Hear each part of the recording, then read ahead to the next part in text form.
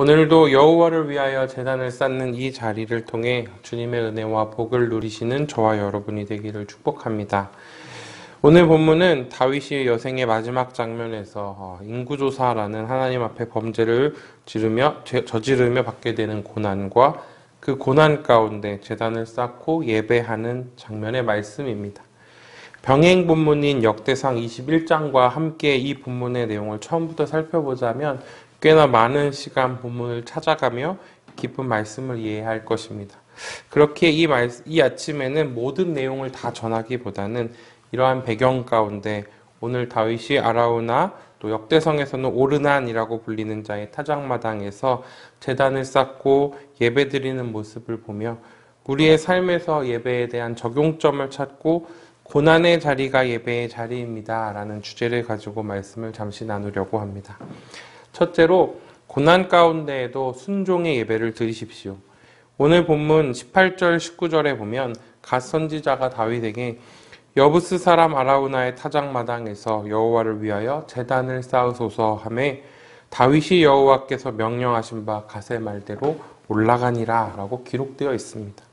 그런데 사실 이 말씀 직전의 내용들을 보면 하나님께서는 천사들의 손을 들어 순식간에 전염병으로 7만 명의 이스라엘 백성들의 모습을 빼앗아가는 상황 가운데 다윗이 자신이 죄인임을 회개하고 있고 그때 갓 선지자가 제단을 쌓을 것을 명령하는데 다윗이 그 말대로 순종하는 장면입니다. 어찌 보면 참 지극히 당연하고 기본적인 신앙인의 자세임이 분명한데 그런데 내 삶을 돌아보며 적용해보면 이것만큼 어려운 일이 또 있을까라는 솔직한 제 마음이 먼저 듭니다. 기쁜 일이 계속될 때에도 주님의 말씀에 순종하는 것이 쉽지 않지만 고난의 폭풍 한가운데서 주님을 향한 원망이 아니라 회개가 나오고 순종이 나온다는 것이야말로 그 사람의 신앙의 정수를 보여주는 것이라고 할 수 있지 않겠습니까? 그러니 우리 오늘은 25절의 말씀을 기억하며 도전받아야 할 것입니다. 우리 25절 말씀 한 번 더 같이 읽도록 하겠습니다. 함께 읽겠습니다. 그곳에서 여호와를 위하여 제단을 쌓고 번제와 화목제를 드렸더니 이에 여호와께서 그 땅을 위한 기도를 들으시매 이스라엘에게 내리는 재앙이 그쳤더라. 아멘.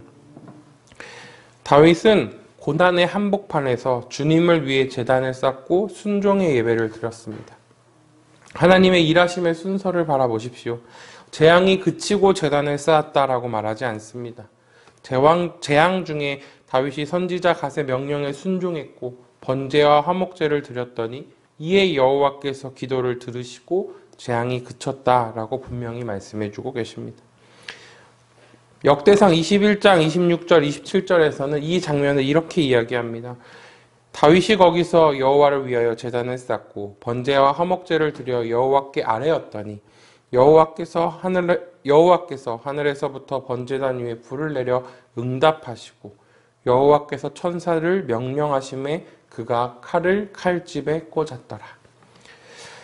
주님께서 다윗의 예배를 들으심에 처음 죄의 심판으로 말씀하셨던 사흘간의 기간이 다 차기도 전에 재앙을 멈추셨습니다. 천사들이 심판을 위해 들었던 칼을 칼집에 다시 꽂게 하셨습니다. 말씀을 믿음으로 붙잡기 원합니다. 그리고 꼭 우리의 삶에 적용하기를 원합니다. 우리가 고난의 복판에 서 있을 때, 알 수 없는 시련에 사로잡혀 있을 때 그 자리 앞에서 순종하며 예배하십시오.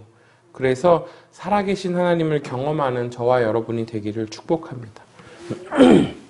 둘째로 나의 대속죄물 대신 예수님을 기억하며 예배하시길 축복합니다. 타작마당의 주인이었던 아라우나가 멀리서 바라보다가 다윗 왕과 그의 부하들이 자기를 향해 오는 모습을 봅니다. 그러자 다가가 다윗에게 절을 하며 상황을 물으니 다윗 왕이 이야기합니다. 내게서 타작마당을 사서 여호와의 제단을 쌓아 백성에게 내리는 재앙을 그치게 하려 함이라. 그러자 아라우나가 왕이 원하는 대로 땅과 제물로 드릴 소와 땔감을 쓰라고 다윗 왕에게 바칩니다. 그러나 그때 다윗은 그것을 그냥 받지 않습니다. 내가 값을 주고 내게서 살리라. 값없이는 내 하나님 여호와께 번제를 드리지 아니하리라 라고 이야기하며 값을 치르고 장소와 제물을 삽니다.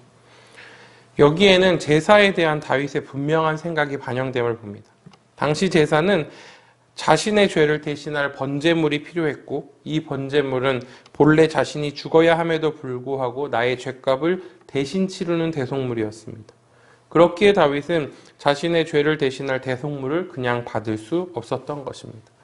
역대상에서는 아라우나에게 내 것을 빼앗지 않고 반드시 상당한 값으로 사겠다라고까지 말합니다. 분명히 값을 치르고 번제물을 드림으로 말미암아 자신의 죄를 씻고자 했던 것입니다. 여기서 오해하면 안 되는 것이 있습니다. 우리가 예배 때 드리는 헌금은 내 죄값을 치르기 위한 대속물의 값이 아닙니다. 우리는 이미 예수 그리스도가 십자가의 죽으심으로 말미암아 모든 대속물을 드린 자가 되었습니다. 그래서 우리는 이제 대속물을 드리지 않고 예배할 수 있게 되었습니다. 우리가 이 자리에서 제물을 바치지 않는 것은 다 예수님이 나를 위해 이미 십자가에 죽으셨기 때문입니다. 요한일서 4장 9절 10절 말씀을 제가 읽어드리겠습니다. 하나님의 사랑이 우리에게 이렇게 나타낸 바 되었으니 하나님이 자기의 독생자를 세상에 보내심은 그로 말미암아 우리를 살리려 하심이라.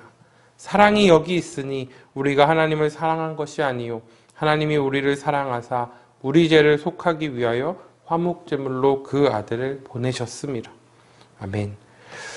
그렇다면 우리가 오늘 다윗의 예배에서 분명하게 기억하고 도전받아야 할 것은 무엇입니까? 우리의 예배 가운데, 이 자리 가운데 예수님이 중심이 되시는지 분명히 기억하라는 것입니다. 하나님께서는 자신의 독생자를 세상에 보내셔서 우리를 살리려 하셨고, 예수님께서 나의 죄를 속하기 위한 화목제물이 되셨습니다. 내가 예수님을 통해 얻은 죄의 용서가 십자가의 사랑이 모든 예배의 중심이며 본질입니다. 그러나 예수님의 십자가 사건이 당연한 은혜가 되다 보니 우리는 가끔 그 당연함 속에 가장 중요한 예수님의 대속을 잊고 예배할 때가 너무나도 많이 있습니다.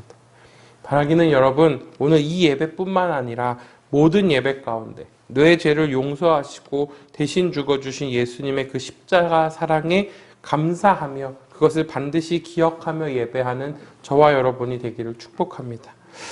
그리고 도전합니다. 다 할 수 없겠지만 그래도 우리가 평생 그 예수님의 십자가 사랑의 빚진 자임을 기억하며 그 예수님의 십자가의 사랑의 값을 평생의 삶으로 치르며 살아가는 저와 여러분이 되기를 축복합니다. 말씀을 정리합니다.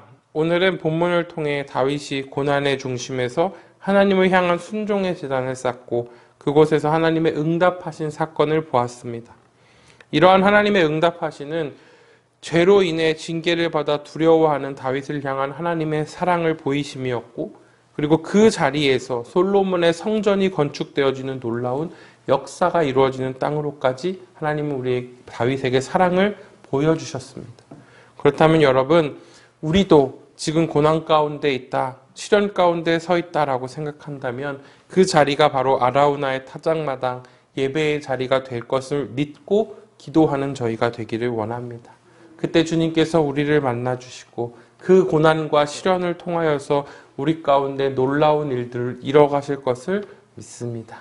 그렇게 승리하는 저와 여러분이 되기를 축복합니다.